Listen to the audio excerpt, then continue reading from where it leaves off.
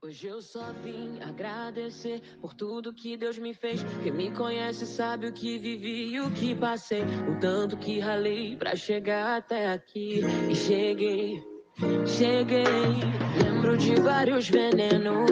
Eu ainda menor, nunca sonhei pequeno.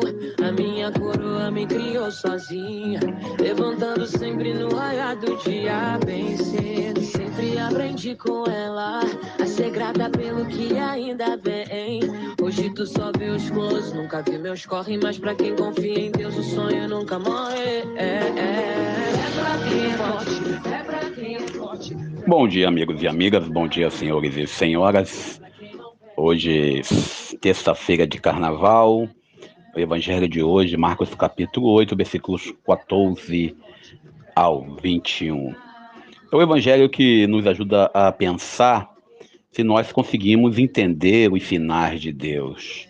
Muitas vezes estamos na comunidade, na vivência, e não conseguimos enxergar o fariseu ou o fermento dos fariseus. E falando nisso, temos aí na internet uma polêmica, né? Baby do Brasil e Ivete Sangalo. A Baby do Brasil já deu uma data, mais ou menos, né? Quando que Jesus vai voltar. E essa volta de Jesus é algo que nos assusta, porque nem o próprio Cristo, lá em Mateus capítulo 25, disse quando voltaria, quando seria o fim.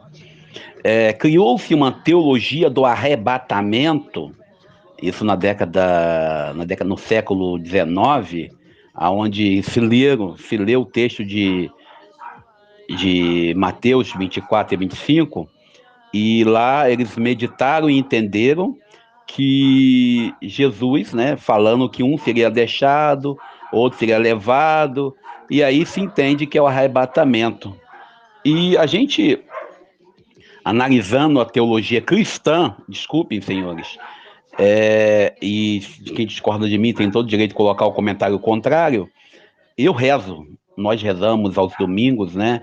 Creio na ressurreição da carne, na volta de Jesus, e cremos que ele irá vir julgar os vivos e os mortos. Então, essa ideia de arrebatamento, que é um modelo pentecostalista que alguns inventaram, é algo que nos assusta. A Baby do Brasil, na sua religiosidade carnavalesca, né? Lá cantando, tem toda a representatividade que ela tem junto à cultura, né? Carnavalesca e também do rock, porque não? De um tempo para cá se tornou seguidora de uma religião esotérica, depois se tornou evangélica, protestante, e aí chegou lá e falou: volte para Jesus enquanto é tempo, porque o Apocalipse está chegando. Acho que é muita em 10 anos, né, que ela falou. É muita ousadia de alguém querer dar um tempo para Deus. Dizer: Deus, olha só, daqui a 10 anos tu vai voltar.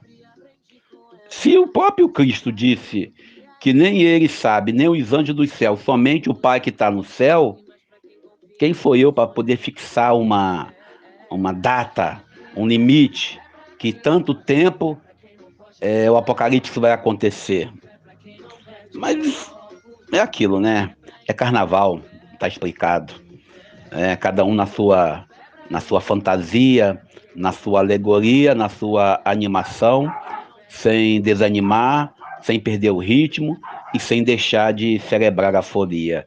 Eu, particularmente, cumprindo meu retiro, ficando quietinho, rezando, vivendo o dia, né? E cada dia que tem a seu dilema, ouvindo Isa, né? Fé, pedindo a Deus que nos ajude, fé para quem é forte, fé para quem acredita, fé para quem não desiste da luta, e fé, né, para suportar certos filhos, vocês sabem, né? E lembrando o evangelho de hoje, capítulo 8 de São Marcos, né, versículos 14 ao 21, lembrando que estamos lendo o capítulo 8 essa semana, Jesus na barca, que ele entrou ontem, ele começa a conversar com os apóstolos.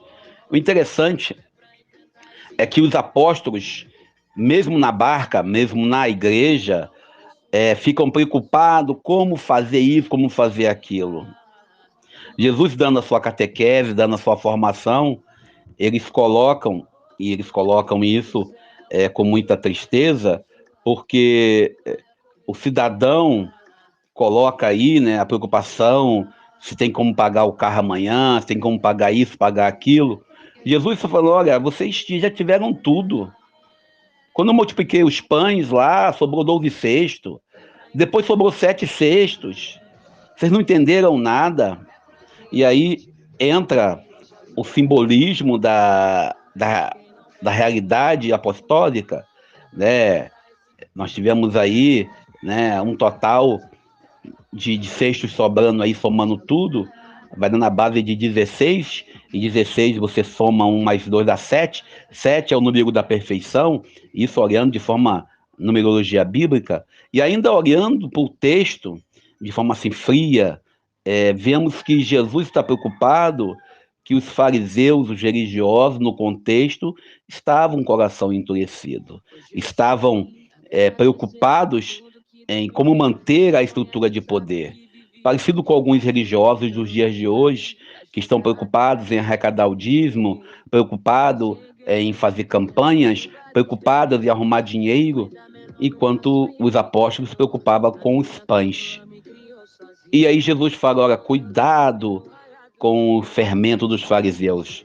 E aí eu lembro, quando falo em fermento, eu falo para não entrar na onda da mídia, e aí a mídia hoje fala disso, as espiritualidades diversas que nós temos em nossa sociedade, e aí desculpem, essas espiritualidades que nós temos aí, o modelismo, como diria Dom Pedro Cavadáliga, falecido Dom Pedro Cavadáliga, ele dizia, cuidado com a espiritualidade que é comida de mídia, porque é o modismo espiritual. Hoje, todo mundo se diz, eu sou cristão, mas como que vive esse cristianismo é uma pergunta que vale a pena. E aí, Jesus, quando coloca nesse conceito aqui o fermento é o modismo.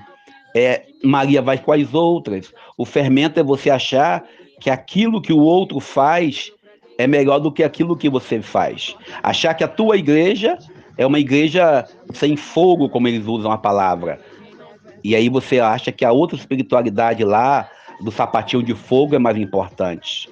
Jesus hoje coloca aos apóstolos para eles compreenderem o mistério de Deus. Nós devemos entender os mistérios que Deus nos revela no cotidiano, no dia a dia, na vivência com Cristo, pois uma das tristezas de Jesus no Evangelho de hoje é a preocupação dos fariseus porque queriam que ele desse um sinal, e perceber que a comunidade está mais preocupados, né? Os apóstolos estão mais preocupados com o que vão comer, o que vão vestir, o que vai ter.